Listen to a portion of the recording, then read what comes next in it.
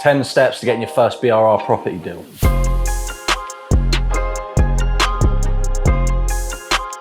So what is BRR? It stands for buy, refurbish, refinance. It's where you buy a property, you add value by doing a refurb, and then you refinance at the new value. So step one will be choosing a buy vehicle that works for you. There's a few different ways to set up, so make sure you seek tax advice and you choose something that suits your situation. So you can buy property as a sole trader, you can buy through a limited company, or if you have multiple businesses, you might choose to have a group structure. Most people will say buy through a limited company because of Section 24. So this is the inability to offset your mortgage as the running cost of your business. So effectively, you could be making a loss and still paying tax on it. There's different pros and cons for each buy vehicle. So again, make sure you seek tax advice and choose the best one that suits you. So for us, we have a group structure where we've got multiple businesses. So that means the group company or the holding company owns all the shares in our other companies. So if you want to set up a company to buy property, there's a couple ways you can do it. You can get your accountant to do it. You can do it on the Gov website, or you can do it how we done it, which was using Companies Made Simple. So if you're going to be setting up a company to buy property, you need to make sure you've got the right SIC code. So the SIC code is 68100, and that is for buying and selling of own real estate. Step two, you want to start building your power team. So before you buy property, you want to make sure you've got a good accountant, and it's a good idea to be mortgage ready as well. Speak to at least 3 different accountants and qualify and disqualify each ones that you speak to. Accountants only know what they know. It's something crazy like it will take 130 years to read the full tax code, so each accountant that you speak to will be different. Some accountants will know more than others, and some will specialize in specific things such as property. You personally don't need to be a tax expert, but it's a good idea to have a core understanding of it, so make sure you do your research. So how do you find accountants? So you can go into Facebook groups, property Facebook groups, and ask, would anyone recommend any good property accountants? When people start commenting which accountants to use, make sure you call them, qualify and disqualify them, because the people recommending them might have never used them, or they might be a friend, and they might not end up being a good accountant. When qualifying and disqualifying an accountant, you can ask different questions like, do they own any properties themselves? What property strategies do they cover? And how many other property clients do they have on a database? It's hard to get all the right people around you, so that's why we say speak to at least 3 different accountants, and it's the same as mortgage brokers as well. You want to be mortgage ready before you buy property, so that way you're in a position to move quickly. So you don't want to find a great deal and find out afterwards you can't fund it, or you're unable to get a mortgage.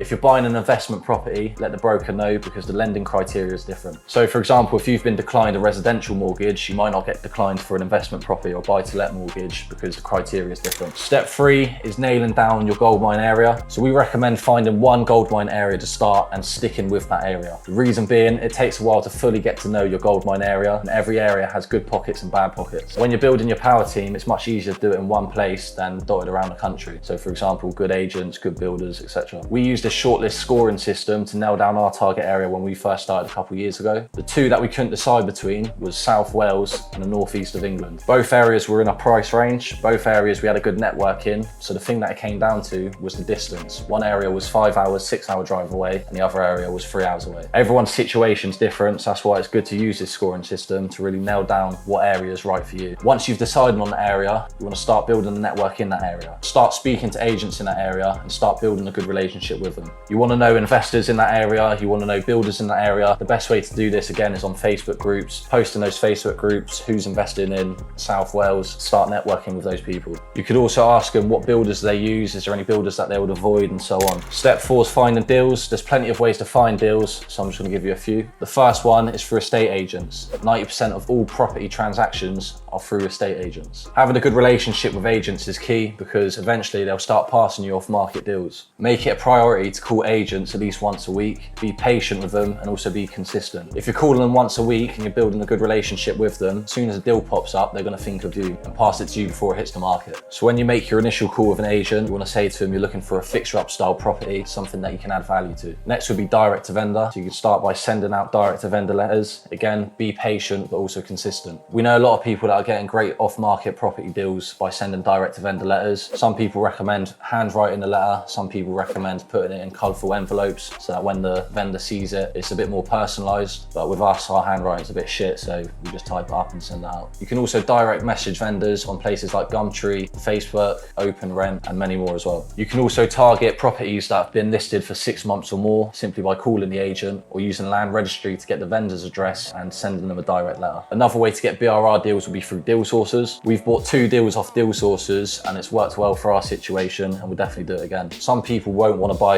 a deal off a deal sourcer because they think, why would I pay someone £3 for a deal? With ourselves, it means taking time out of our business to drive up and do viewings, getting to know the area, calling agents, speaking to agents every week, building relationships. Where we run multiple businesses, that would take too much time out of a day. So if someone's come to us with a good deal and we've done our due diligence on the deal and on them as a deal sourcer, why wouldn't we pay £3? So just in fuel costs doing viewings and opportunity costs, we would have spent more than £3 taking time out of our business anyway. Deal sourcers are great people to have in your contacts. So they've done all of the work for you. They should know the area. They've built the good relationships with the agents. They should have the contacts, and sometimes they know good build teams as well. So this means you can leverage who they know and also what they know. But a massive disclaimer, make sure you're educated or at least have a core understanding, because you're buying a deal for deal sourcer, it's going to be stuck with you. It's not the deal sourcer that's going to be buying it. So if it's a shit deal, it's on you. So you want to know if it's a good or a bad deal. Buying off a deal sourcer, you want to make sure you qualify and disqualify them. Do your due diligence, because there are a lot of shit deal sourcers out there. For example, there's ones that use third-party companies to do the viewings. There's ones that completely misquote the refurb cost. So again, if you don't have a rough understanding of this, it's something that you need to be educated in. And there's some deal sourcers that don't offer refunds if you choose not to go ahead with the deal. If any deal sourcers doing no refunds on the sourcing fee, I'd highly recommend avoiding them, because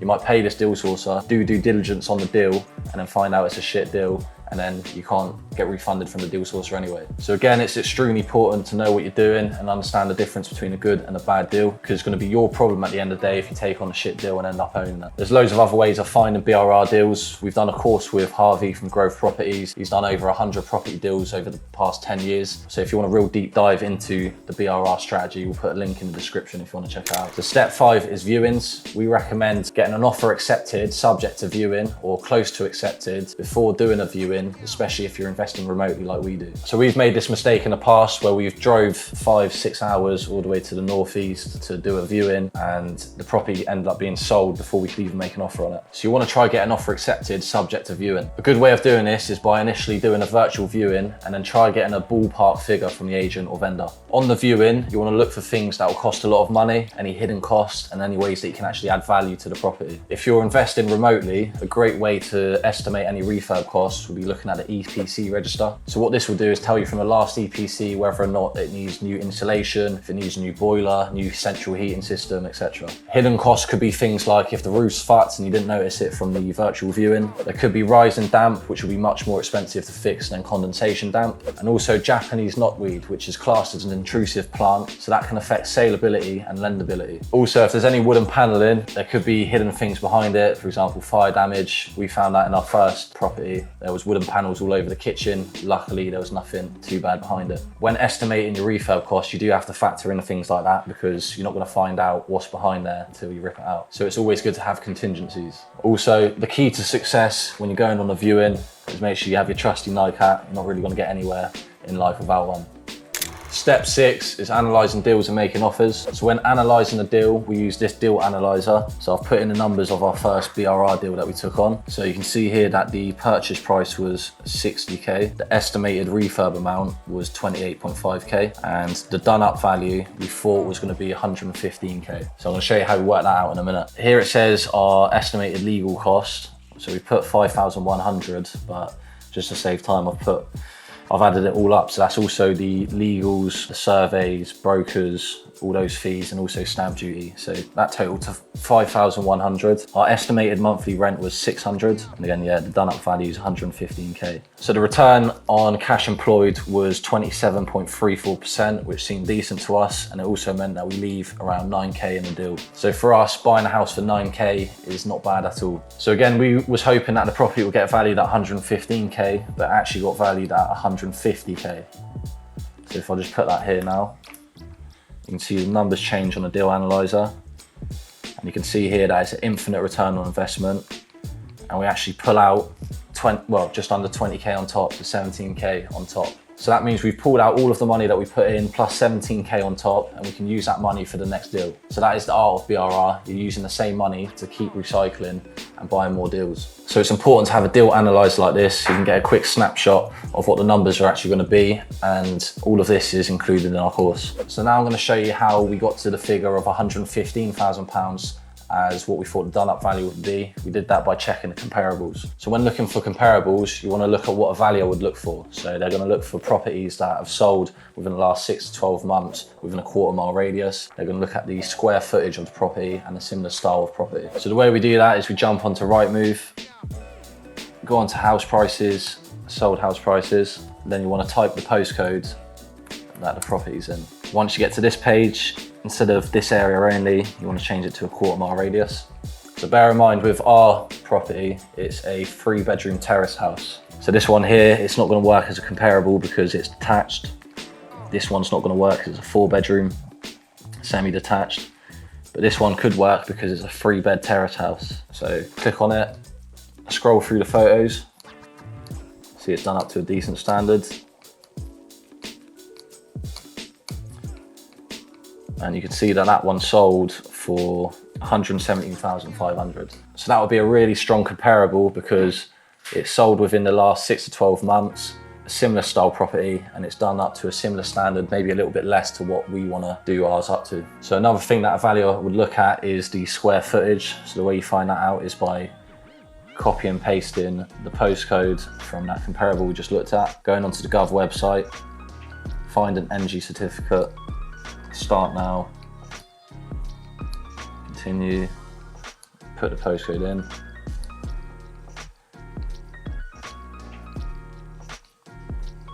Find the property that we looked at. Check it. And here it's going to tell you the square footage. If we was buying our deal today, it's 91 square meters. So that would make this a really strong comparable because ours will be done up to a higher standard and it's bigger as well. So next we'll be making the offer. When making an offer, it's good to offer without offering. So this is a good way to find out what you can pay for the property without pissing off the agent by wasting their time with any low offers. So say for example, you found a property and it's listed for £80,000. You can say to the agent, if I was to say around 67 or 68K, do you think I'll be in a ballpark, or do you think I'll be like a million miles off because I don't want to piss anyone off or waste anyone's time? So this is a much lighter way of saying that you want to pay less than 80K without wasting any time. So all that's going to happen is the agent's either going to say, no, you're a million miles off, or won't bother putting that offer in, or they're going to say, you know what, you might be near the ballpark, why don't you try putting that offer in? So again, that's a good way of finding out what you can actually make an offer of without pissing anyone off with a low offer, and again, not wasting anyone's time. So step 7 is financing your deal. So there's loads of ways you can do this. So for example, if you've got savings, or if you've got friends or family that have a bit of money, we could even use credit cards for the refurb. Obviously, as long as you can pay off them credit cards in full. Now, if you have no money, you want to look at finding deals for other people. So what this is going to do is 2 things. 1, it's going to give you social proof for when looking for investors to fund your own deals. And 2, it's going to give you some cash from the sourcing fees to actually fund your own deals. This is also going to get you to understand the area better and also build relationships with agents in that area. So as a property investor that's out there looking for deals, there's going to be some deals that you can't take on.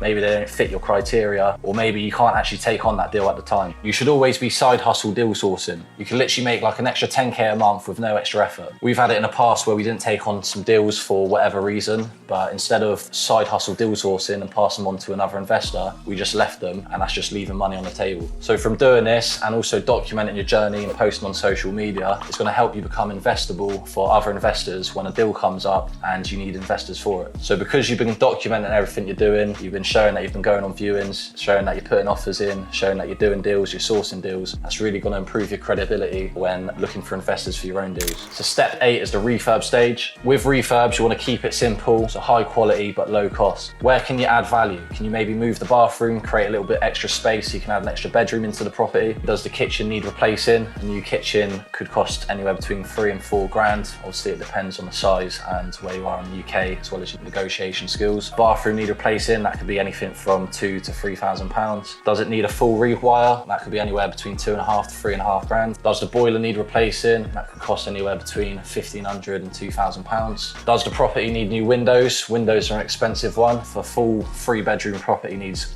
complete all new windows, it could cost anywhere between £6,000 and £7,000. So if you're doing a full refurb, you can become a member of LMPG and you can get discounts on everything needed in refurb. So things like kitchens, bathrooms, heating, plasterboard, and anything that you can think of for a refurb. Obviously refurbs are a lot to cover and we can't just fit it all into this video, but again, we go a proper deep dive into refurbs and everything else in the BRR strategy course. Link in the description if you want to check it out. So step 9 is the refinance stage. So once you've done your refurb and the property is ready, you want to get it refinanced. We recommend making a valuation pack. So on the screen that you can see now is the first valuation pack that we made for our first BRR deal. So it shows you the before and after photos and a full breakdown of the schedule of works. Also on the valuation pack, you can put enough reasons of why you think it's actually worth what you think it is. So things like the comparables, for example. The valuation pack is something that you can give to the valuer when they come round to revalue the property. A lot of people say that you shouldn't give a valuer a valuation pack because it makes them feel like you're doing their job for them. But we recommend making one anyway, because once you go to the property and meet the valuer, you can judge it and get a good gut feeling of whether or not you should give the pack to them. So for example, for our first BRR project, we had a valuer come round, we made a valuation pack, we gave it to him at the end, and she was actually really happy receiving it, looked through it, and said she'll take it with her. So the valuer is going to be doing the work anyway, but where you're giving them the pack that's already had all the work done for them, it's not leaving it to chance where they might find a terrible comparable.